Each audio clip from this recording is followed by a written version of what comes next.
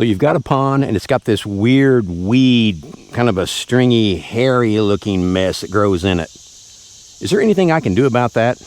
Well, maybe. Stick around, we're going to find out. Thanks guys, we're glad you're here. I'm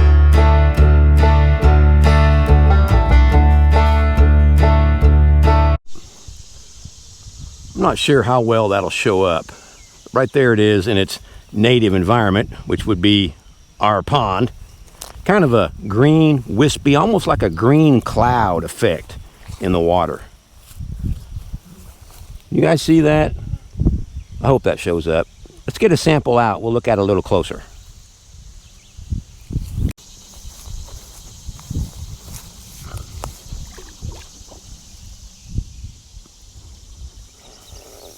There we go.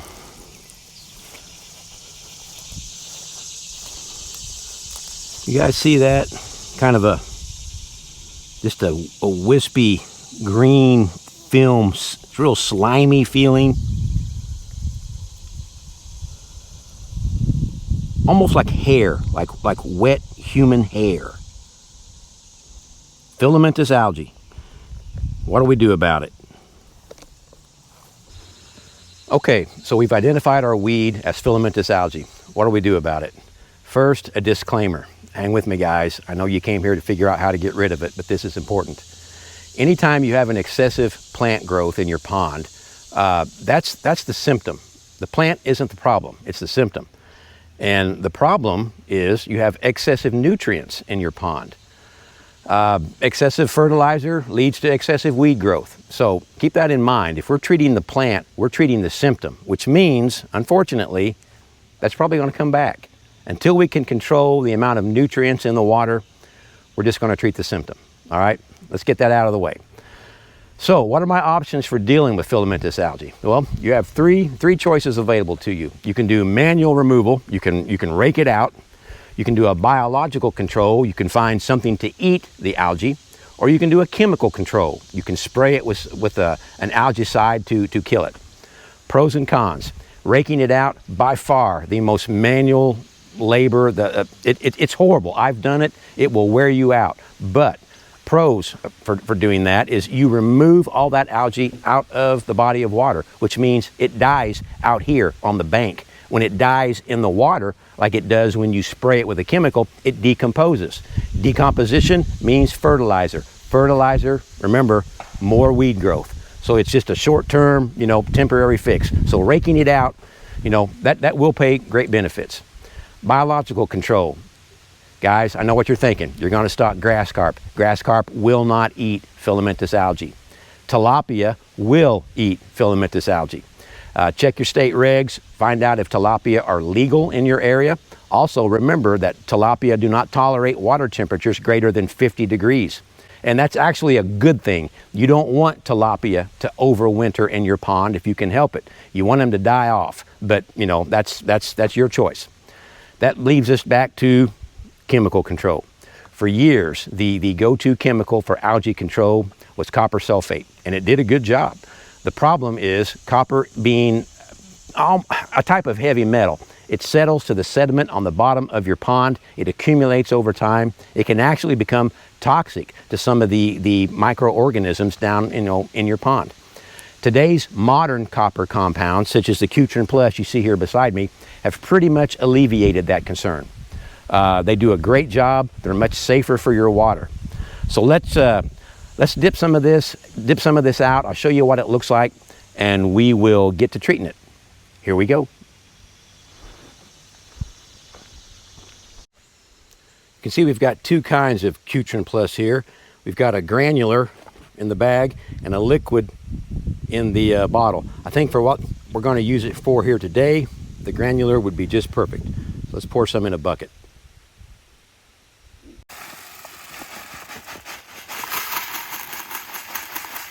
The dead bumblebee.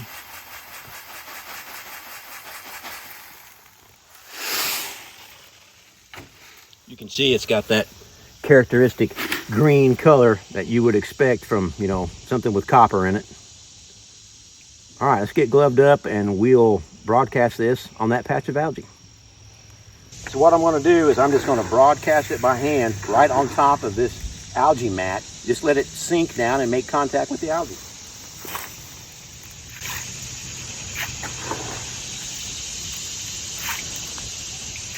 You can see it. I'll bring the camera in here a little closer. You can see it sink and run down and land on top of that algae. Or I hope you can.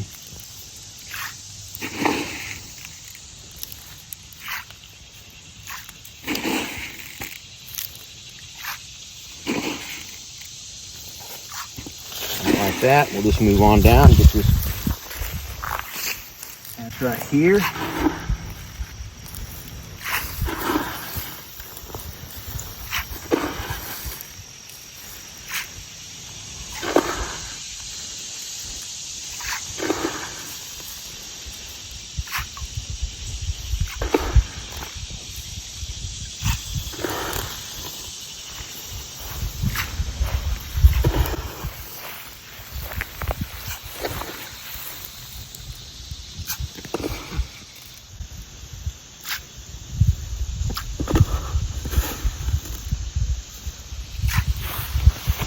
Okay, so that's all there is to it. We just broadcast it by hand, let it sink down, make contact with that algae mat. All that remains for us to do now is wait. I'm going to come back probably once a day, film a video clip of what this looks like as we show it, beginning to die off, so you guys can get some idea of how long it takes for this Cutrin Plus to act. So we'll pick this up shortly, or actually for you guys, probably tomorrow, and we'll see what it looks like. Okay, I know I said I would check back in with you guys tomorrow, 24 hours, and we take a look at how this algae's doing. Guys, it has been 4 hours since we treated it.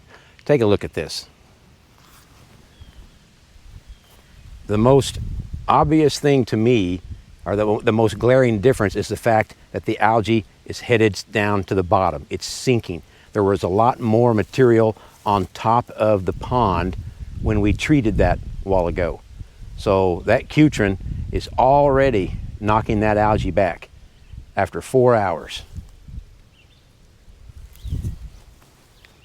What's it going to look like tomorrow after 24 hours? Let's find out. I'll see you tomorrow. So we're walking back up to that pond that we treated that algae with that Cutrin Plus yesterday. I know I told you we'd check on it in 24 hours, but it's actually been closer to 30 hours. I apologize for that, but I am bound by the constraints associated with having a regular job.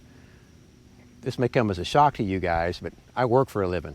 YouTube videos are a thing I do on the side. Of course, we could change that if we could get more people to subscribe to our channel, like our channel, comment to our channel, and tell their friends about our channel. Little shameless self-promotion. But anyway, here we are. Let's take a look at that patch of filamentous algae. Let me turn you guys around. It's going to be kind of tough to see it. I see a patch or a blob kind of right there. And I can see down in the water, I can see one blob right there. Another little bit right there.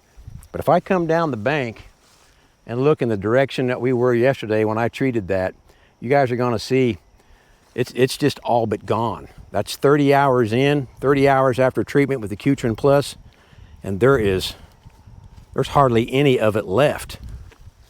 Maybe I can put the sun to my advantage. Well, maybe not. Get down here and let you see it.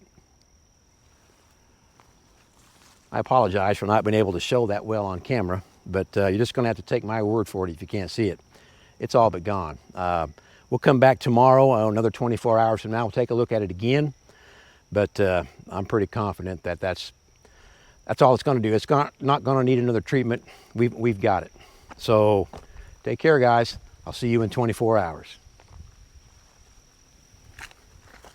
So here's an update on that algae that we sprayed with that Cutrin Plus. It's been approximately 50 hours since we sprayed it. So we'll take a look and I'll show you what it looks like.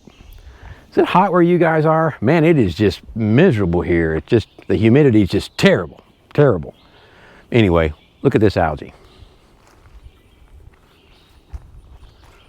All right, see if I can get in there. You can see There's that one patch right there, little clump, probably about 18 inches across. If I come up here, I can see a couple small areas right there and right there. But that is it. The rest of it is gone. And just so that you don't think that it's rain or temperature that has caused the algae to go down on its own, let me show you this.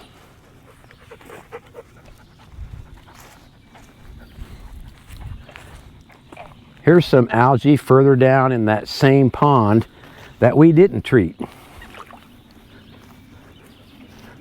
Yeah, it's definitely still here. Looks just like that stuff did before we treated it. Green, slimy, floating on top of the water. Well, there you go. Cutrin Plus works pretty good on filamentous algae. 50 hours in, it's all but gone on that spot that we treated. Couple things I need to touch on. Spot treatment, that's the key. You heard me say it, that's the key to this, guys. If you treat your whole pond at one time and this algae dies all at one time, you could seriously, have a major fish kill. That algae, as much as we hate it, is producing oxygen in that water, and your fish are using that oxygen.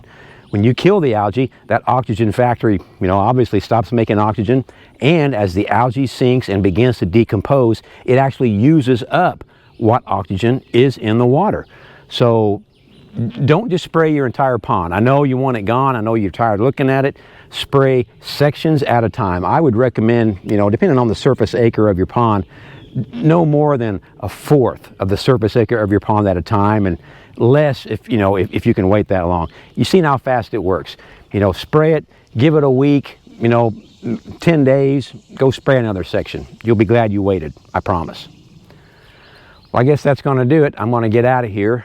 Please remember to like, share, and subscribe. We are trying to grow the channel. We're getting bigger all the time, but we still need your help to do it. We appreciate everything you do for us. Remember to get outside. It's good for you. Get outside and do something. You'll be happy you did. Be nice to one another. We could use a lot more of that these days. Anything else? Oh yeah, I think before I go, I'm going to give you a brief video clip of us feeding our hybrid bluegills, and you guys can see those eating. And I'm going to put a link right up there in this clip, and you can check out another pond video that we did on eradicating pond weeds. This one is our nuclear option when it's just all out war. So check that out. You can click on it again right up there. Guys, we'll see you on the next video.